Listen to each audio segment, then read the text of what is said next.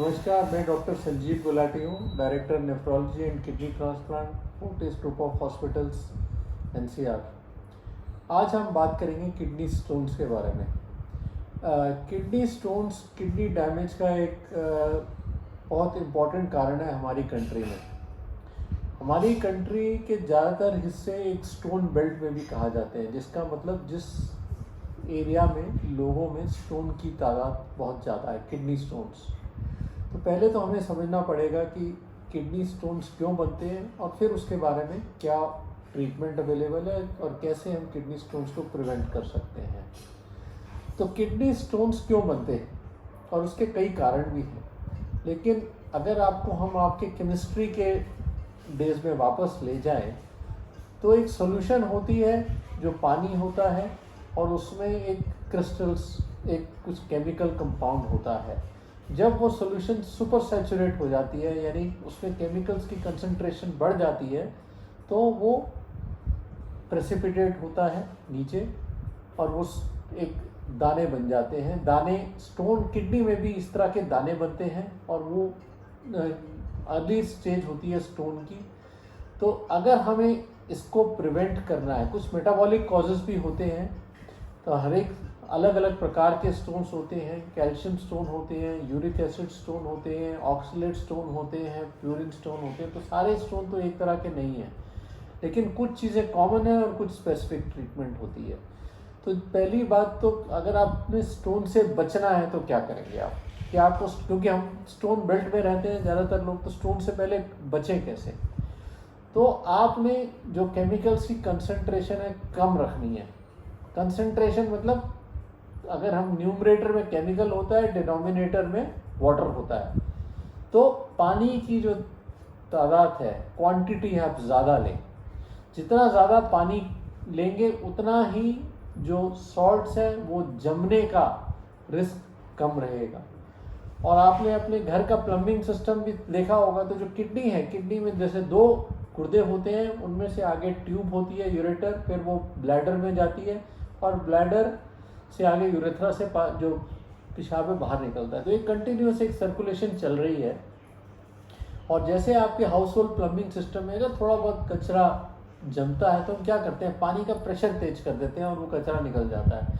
और यही urinary system का प्रिंसिपल भी है कि अगर छोटा मोटा हल्का सा कोई डिपॉजिट्स हो रहे हैं और अगर आपने पानी की मात्रा खूब ली तो वो प्रेशर से उसको निकाल देता है। ये भगवान ने हमें एक नेचुरल डिफेंस मैकेनिज्म दिया है।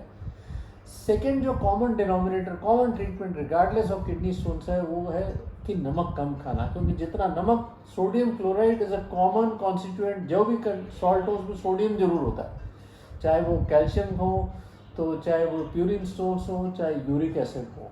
तो अगर आप नमक कम लेंगे तो आपको स्टोन बनने का रिस्क, पानी ज़्यादा लेंगे, नमक कम लेंगे तो स्टोन बनने का रिस्क कम होगा। और अगर आपका स्टोन बन भी गया है तो स्टोन के बड़े होने का जो रेट है, वो चांस है, वो रिस्क कम रहेगा।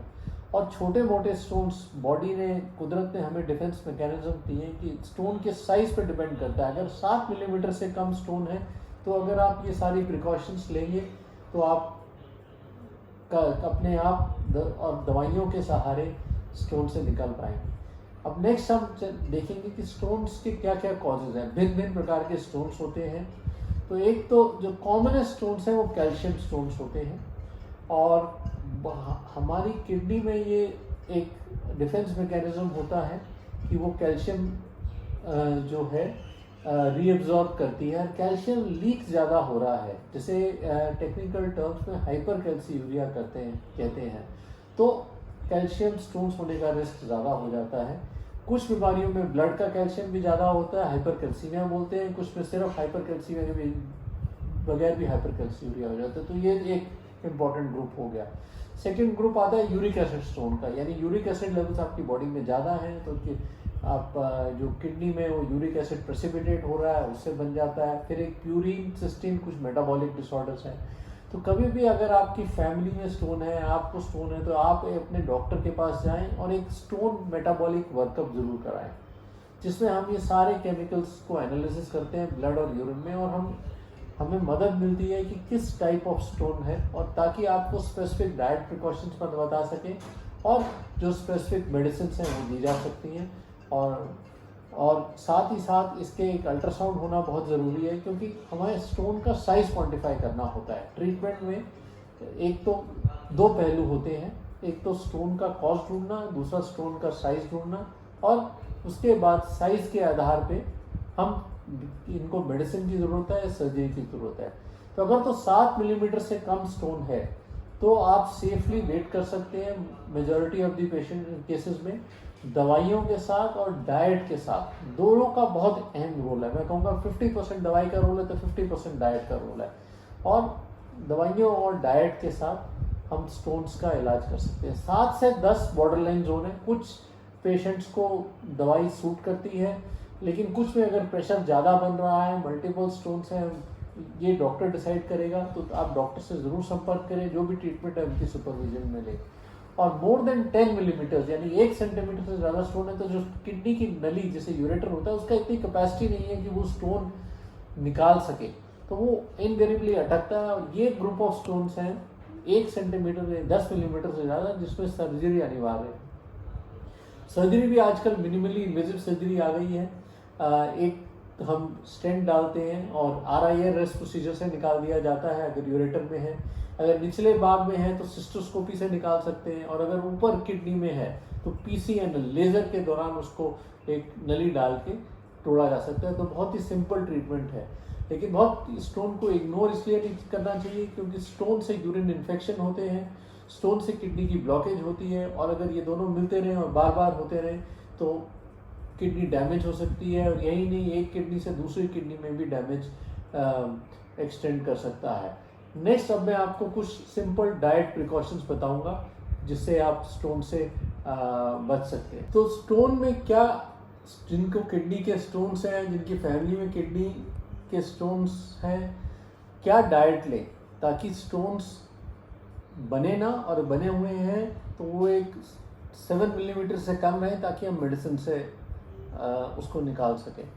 तो डाइट में देखिए एक तराजू की तरह है, एक तरफ होते हैं स्टोन प्रोटेक्टिव फैक्टर्स और एक होते हैं स्टोन फॉर्मिंग फैक्टर्स। तो हमने जो बैलेंस है उसको टिल्ट कर देना है, यानी स्टोन प्रोटेक्टिव में हमने हैवी करना है और स्टोन फॉर्मिंग फैक्टर्स कम रखने हैं। तो जो स्टोन प्रोटेक्टिव फैक्टर्स होते हैं वो क्या क्या है। नंबर 1 पे आता है नारियल का पानी। कोई भी पानी खूब पिए, लेकिन नारियल पानी अगर ले सकते हैं कम से 2 बार। सेकंड, नींबू पानी, सिट्रस फ्रूट्स।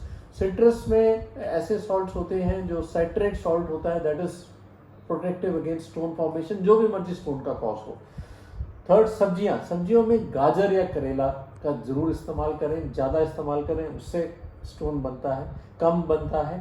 अनानास का जूस, साथ साथ नारियल का जूस, नींबू पानी। तीसरे नंबर पे आता है पाइनएप्पल जूस, वो जरूर पिए। जौ, जई, ओट्स, इससे भी स्टोन में काफ़ी मदद मिलती है।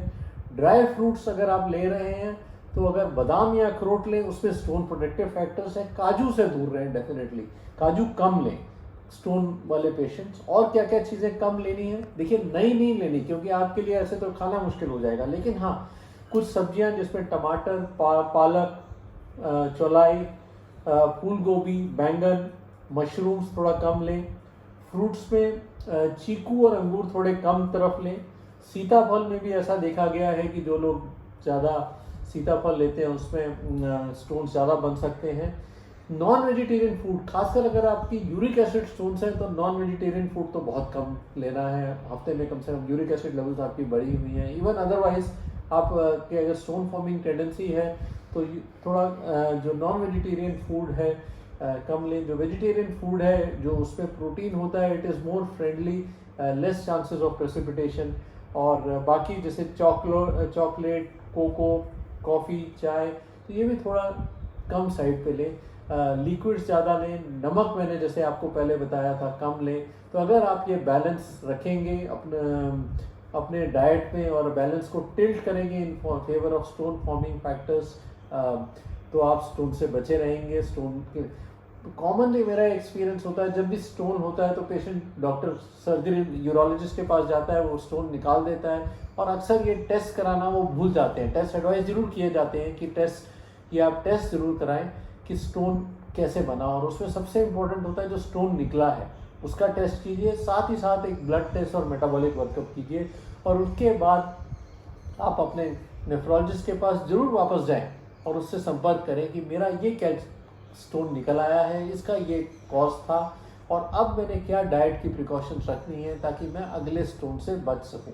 तो ये सब अगर आप हैबिट्स फॉलो करेंगे तो मुझे पूरा कॉन्फिडेंस है कि या तो स्टोन होगा नहीं, अगर स्टोन होगा तो उसका साइज़ नहीं बढ़ेगा ताकि वो दवाइयों से और डाइट से निकल सके, और अगर हो भी गया स्टोन तो उसको ज़रूर निकाल दें और अगले स्टोन होने से बच सके। Thank you.